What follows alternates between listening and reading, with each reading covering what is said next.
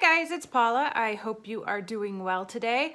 Today I am bringing you the Minimalist Tag. I ran across this tag watching Andi Lynn's Minimalist Tag video. I follow her here on YouTube and I am going to link her video on the Minimalist Tag in the info box down below because once I saw her video, I knew I really wanted to do this too.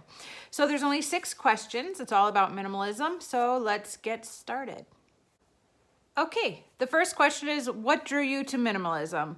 I don't know if there is a single answer for that question. I grew up in a house that was always clean, but a little bit cluttered. And I remember thinking as an older teenager, like 16, 17, 18, that I would be a minimalist. I had decided at a very young age that I wanted to be a minimalist when I had my own space to occupy someday. And I even told, like at a family party, I told my family, like, I'm only gonna have 1 fork, and then when I use it, I'll wash it and I'll put it away. I don't want 20 forks. I don't want, all of this stuff. And they were all laughing at me and they were right to do so because it was kind of silly. And I don't know if it's a genetic thing or what, but sure enough, I probably am a worse, I probably have more difficulty than anybody else in my family with letting go of things. So it's an ironic twist that I thought I was going to grow up to be a minimalist, and here I am, having the most issues with holding on to things. But I do remember watching shows like Hoarders on A&E and truly identifying with the people on that show. I mean, I've never been to the point where my house was unable to be occupied, but there was something about the way they identified with those belongings and their attachment to those belongings that I identified with. It wasn't that the condition of my living space had ever gotten that bad, but the way that I saw them thinking through their logic of how they identified with their material possessions was definitely something that I could identify with as well. And I realized that I was like one step away from, the possibility of becoming a hoarder myself. To make matters even worse, I was in a toxic relationship for about 10 years. Nothing that got physical, but definitely it was just unhealthy, and we fought a lot, and it was an unfortunate time of my life, but one of the things that he liked to pick on was my mess, and it just made me want to be messier. And it was really unfortunate that I spent that time in that relationship because it wasn't healthy for me, and I've noticed how much better things have gotten for me, not just in my my happiness and my ability to be a happy person, but just in how I live my life and my ability to let go of things. It all happened after I got rid of that bad relationship. So that was definitely a big step. But what really, really got me to take the right step towards actually letting go of things was becoming pregnant. With my current marriage, with my husband, we were living in a 4-bedroom house. This house is a 4-bedroom house, and we had plenty of space. I could fill up every spare bedroom because it was just the 2 of us. And all of a sudden, I got pregnant. It wasn't all of a sudden, we'd planned it, but I was pregnant, and I started thinking about what I wanted the house to look like for my child, and what lessons I wanted them to learn, and what behaviors I wanted to pick up, and what model I wanted to set. And all of a sudden I realized that I had way too much, and I wanted the home to be clean and clear for him. I still didn't do anything yet. Nothing happened, but I realized that I wanted to make a change, which was, of course, is the first step to any change, is realizing you want to make a change. So that leads me into question number 2. How did I start the decluttering process? So after I realized that I wanted a different home environment for our children, for our family, versus a house that I was living in with myself or just me and my husband, quite a bit of time passed, about a year and a half, and I was on Instagram, and I stumbled across somebody doing the mince game, or the minimalist game, or the minimalist challenge. It has a few names, but basically it is a 30-day challenge, or 31 days, depending on how many days are in the month, where on the first day of the month, you get rid of one thing, and on the second day, you get rid of two things. Third day is 3 things, fourth day is 4 things, and so on. And if you do that for 30 days, you will have gotten rid of 465 things. If you do it for 31 days, you will have gotten rid of 496 things. And so it was July of 2 years ago, it'll be 3 years this July, that I decided I was gonna start, and I did it. So I dove right into this challenge, and I fully embraced it because I knew that if I was posting everything on Instagram every day, I couldn't back out. It was a form of accountability for me, and it really, really helped me. And I have done 4 minimalist games since then. Every July and every November, I do one, and it has been great. So just with those 4 challenges alone, I've gotten rid of close to 2,000 items from the house. And I do try to constantly go through things and let go of things.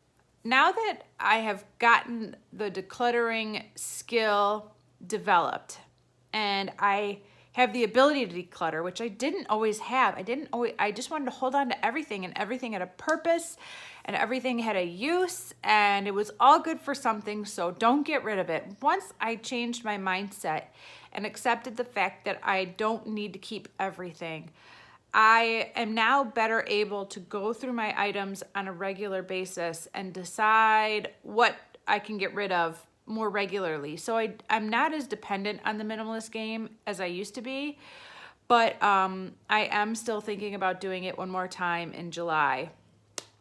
I'm trying to get motivated, but in the meantime, I'm still purging. I'm always purging. I'm always on the lookout for what can go. So we'll see. We'll see if I do it again this July. Question number 3 is, have you ever counted all of your things? No, absolutely not. I still have way too many things. I don't know if I'll ever have an amount to where I can count my things. I mean, maybe if I was still living in my parents' house and I just had a bedroom full of stuff, but I have a whole house full of stuff. And that's just not something I want to dedicate my time towards. I do take photographs and document inventories of my beauty and makeup products. That has been very, very helpful for me. And I will continue to do that for quite some time because it really is a great tool. I have so much makeup that to rifle through it all is kind of difficult. It's much easier to look at a photograph and see what I have and what I need and remind myself of what I don't need, more importantly. So I do count my makeup and beauty items, but besides that, I don't count anything. That's just not where my focus is at this time. Number 4 is, what are your tips for dealing with desire for more? I'm still working on that one. That is a work in progress. I will say that the more I work at it, the better I get at it. The more I work at not buying things, the better I get at not buying things. And it seems so strange, but it's not. If you're used to packages arriving at your door, let's just start with that, because that was something that I had to get used to not having. I was used to coming home every day from work to a little present at the door. And of course it wasn't a present. It was something I'd bought and paid for with money that I shouldn't have spent, but it was nice. It was nice to come home to a package at the door every day. And just getting used to not having that package at the door every day was something that I had to wean myself from. And not jumping on every sale that came my way is something that I had to wean myself from. Some areas and categories of my life are way easier for me to control myself. And of course, some are harder. So I really haven't bought clothes, jewelry, shoes, those kind of areas that have been triggers in the past. I'm really not even tempted by anymore. I I think in 2017 I bought one pair of shoes, and I've pretty much worn them every single day since I bought them. I think I bought one shirt so far this year, no pants, no socks, no underwear. So I feel like it's a process is all I can say as far as dealing with the desire for more. And the more you work at it, you got to work at it, but the more you work at it, the better it gets and the easier it gets. Question number 5 is, how do you deal with non-minimalists in your life? You know, the only person I have to deal with is my husband. And although he is not a minimalist by definition, he is also not a shopper. He's not into spending money. He's all about saving money. And so even though he's not into minimalism, he is not a problem like I am. If we piled up all of his possessions in one pile and all of my possessions in another pile, his pile would be super tiny compared to my pile. So I don't have to deal with any non-minimalists in my life on a day-to-day basis. It's really not an issue, thank goodness. It would be a lot harder if he was a pack rat and had those tendencies like I do. We would probably have some issues. So thank goodness he doesn't really bring anything into the house. The biggest issue we have is the kids, you know, like managing their toys, and sometimes he'll buy them toys and I'll give him the side eye like, they don't need that toy. But he doesn't really spend any money on himself. So that's not an issue for us. Number 6 is the last question, and it is, do you have any guilty pleasures where minimalism does not apply? If you know me, then you already know the answer, but obviously I am still not really applying minimalist rules to my makeup and beauty stash. I am hoping to get most of my numbers down through using products up. But I see plenty of people here on YouTube and on Instagram who can just do declutters, just go through their entire collection of one item, one type of item like blush, and say, I have too many, I need to get rid of some. It's got to go. And they just pick out 5 to get rid of, just like that. It just baffles me. I cannot do that yet. I don't have that ability yet. I could do that with clothes. If you said get rid of 5 items of clothing right now, I could come back in 5 minutes without giving it any thought. But the idea of parting with 5 blushes is too much to think about. I don't know why. I do know that anything that can be used up, I have a more difficult time parting with than something that I can give away to somebody else. Like a piece of clothing I can donate and it can go to a thrift store and hopefully somebody will find it and like it and enjoy it. But I feel like when it comes to things like paper and pens and food and makeup and nail polish and perfume, like,